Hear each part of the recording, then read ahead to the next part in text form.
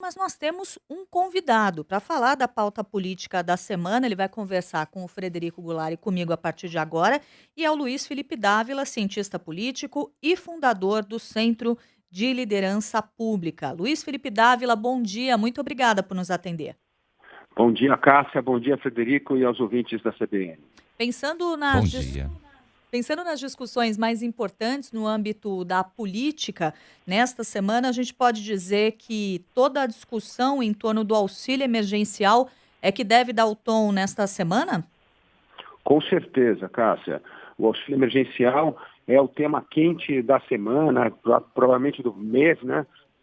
E acho fundamental nós focarmos como dar o auxílio emergencial para as pessoas, respeitando a responsabilidade fiscal, para não atrapalhar mais ainda em aumentar a dívida pública. Então é importante que essa discussão seja feita pensando as reformas que o Brasil precisa aprovar.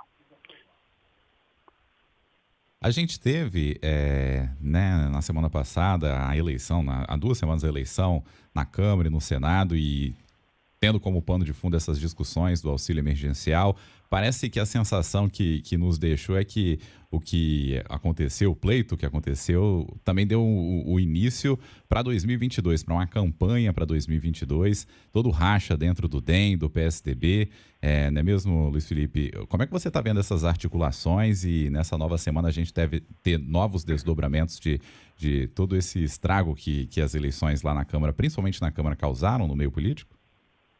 Frederico, você tem razão. A eleição do presidente da Câmara e do Senado acabou rachando vários partidos, como o DEM, PSDB.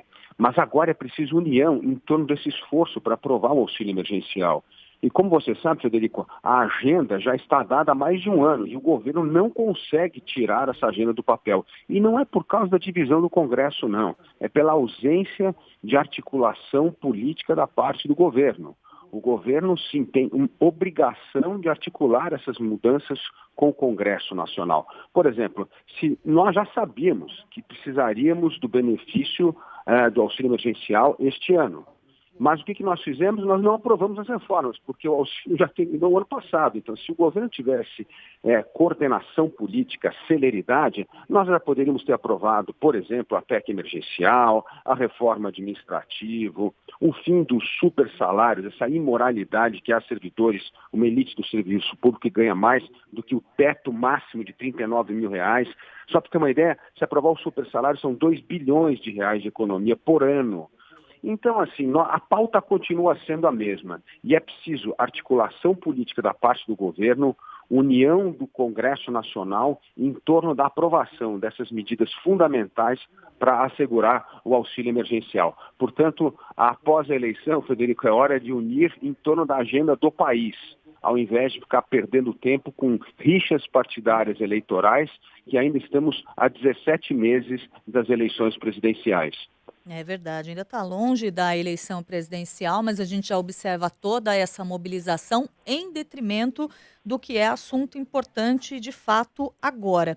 Na avaliação do senhor, com as mudanças que devem acontecer nos ministérios, essa articulação do executivo junto ao legislativo deve melhorar ou as mudanças que serão realizadas não serão suficientes? A gente tem aí a previsão de que um aliado de ACM Neto, o João Roma Neto, deve assumir o Ministério da Cidadania e o ministro da Cidadania, o Onyx Lorenzoni, deve ir para a Secretaria-Geral da Presidência. Esse tipo de alteração é suficiente para melhorar essa articulação ou ainda não? Olha, Cássia, realmente isso ganha um tempo, mas pode ser um suspiro apenas, né? E não uma aliança de longa duração. Por isso, a importância da articulação política. Nós precisaríamos ter na Casa Civil, na Secretaria de Governo, alguém que seja capaz de conversar com o parlamento, fechar os acordos e honrar os acordos, que é o mais importante. Eu sempre digo que o que falta hoje no governo é uma pessoa com uma habilidade política, por exemplo, do ministro Rogério Marinho, uma pessoa que foi parlamentar, que aprovou a reforma trabalhista, que tem uma longa história com os parlamentares, para poder fazer essa costura. Portanto, eu acho que essa redistribuição de ministérios ajuda, assim, num certo momento, a mostrar assim, bom sinal do governo perante o Congresso Nacional, para se criar mais uma ampla aliança, para tentar restaurar essa unidade, mas ela é frágil se não houver articulação política em torno das matérias. Porque, como você sabe muito bem, Cássio e Frederico, o problema está nos detalhes, né? Na hora que nós vamos detalhar que reforma administrativa queremos aprovar, como é que é a PEC emergencial, qual é a reforma tributária, é aí que as divisões surgem. Portanto, a acomodação de ministério é sim um bom sinal, mas o mais importante é resolver a questão do vácuo da articulação política. Fora do governo, a gente teve na semana passada, Luiz Felipe, o PSDB mantendo o presidente Bruno Araújo no comando do partido e, como já comentamos, existe uma briga interna lá no PSDB. O governador João Dória sai derrotado ou fortalecido depois desse episódio. Também todo o movimento envolvendo o governador do Rio Grande do Sul se colocando em disputas pensando em 2022. Como é que fica aí o ninho tucano depois da recondução de Bruno Araújo à presidência do partido? Não, evidentemente o governador João Dória sai derrotado, ou seja, ele queria tirar o presidente do partido, Bruno Araújo, não conseguiu. Foi uma vitória da aliança da outra ala do PSDB, né, anti-Dória, e inclusive um dado muito simbólico, que foi a participação de um grupo de deputados que viajou ao Rio Grande do Sul para almoçar com o governador Eduardo Leite e lançar o nome do governador à presidência da República, colocando assim mais um candidato dentro do ninho tucano para disputar a presidência da República. E, a meu ver, Eduardo Leite seria o melhor nome do PSDB, porque ele é uma pessoa capaz de aglutinar, unir forças, né? E nós vimos que esse discurso do governador de São Paulo é um discurso do anti-Bolsonaro que divide forças. Então, o que nós precisamos hoje são candidatos que consigam unir os partidos de centro.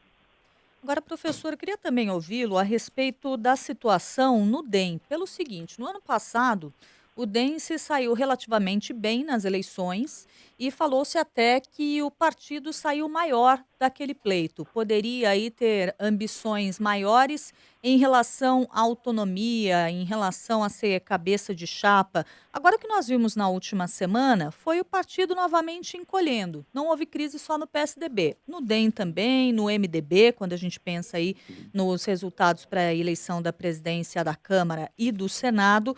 Como que fica o partido a partir de agora? Volta a ter uma posição mais de coadjuvante quando a gente pensa em alianças? Olha, Cássia, essa é uma boa pergunta. O que nós percebemos em questão do DEM é diferente do racha do PSDB, né? A questão do DEM mostra que a força do partido que queria zelar por uma certa independência perdeu espaço político. Ganhou o que eu chamo a ala bolsonarista do DEM. Né? Então aí nós temos o ministro Onyx Lorenzoni, temos o governador de Goiás, Ronaldo Caiado. Então nós temos uma turma que é mais favorável ao DEM apoiar a reeleição de Bolsonaro do que triunfar em um caminho independente, apesar do presidente do partido, ACM Neto, ser mais favorável a essa certa independência. Portanto, o DEM sai dividido, mas certamente uma divisão que hoje a tendência é apoiar mais o governo do que estar na oposição, né? Então, é uma divisão diferente do que saiu o PSDB dessa disputa pela presidência da Câmara e do Senado. E em relação... Muita gente... Pois não, Fred? Pois não.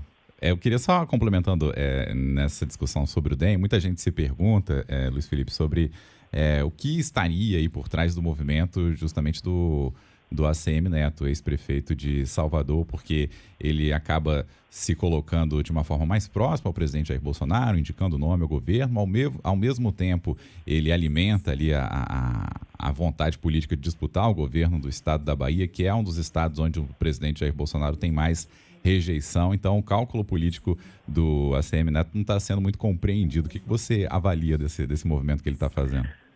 Olha, Frederico, ele não é mal compreendido por parte do eleitorado, mas pelos analistas políticos faz sentido. Porque qual é a lógica dos grandes partidos?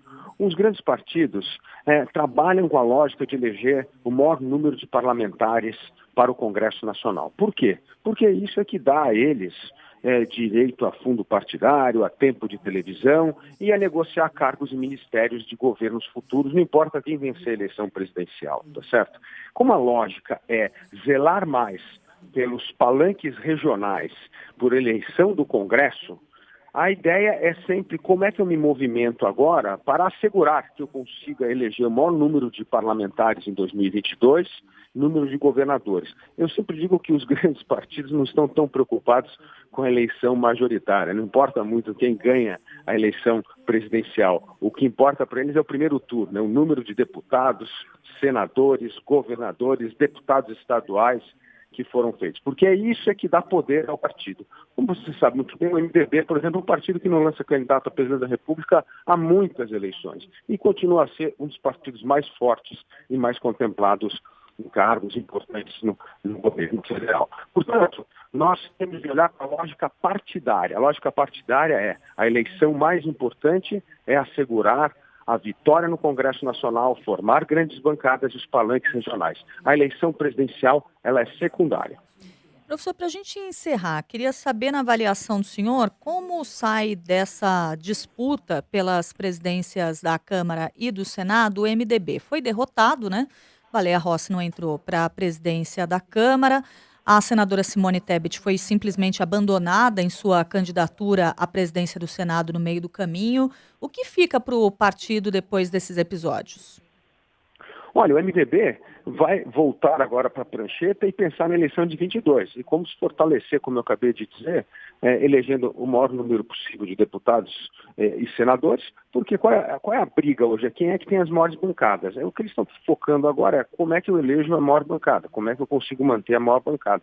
Então essa disputa hoje entre MDB, PSD e PT é isso, é para ter a maior bancada, porque é o número de deputados e senadores que lhe dá o poder político para influenciar a política nacional, conquistar cargos e verbas importantes no governo, tanto federal como regional. Quero agradecer demais a participação aqui no Jornal da CBN de Luiz Felipe Dávila, cientista político, fundador do Centro de Liderança Pública. Muito obrigada e até uma próxima oportunidade. Muito obrigado, Cássia, muito obrigado, Federico, e bom dia aos ouvintes da CBN.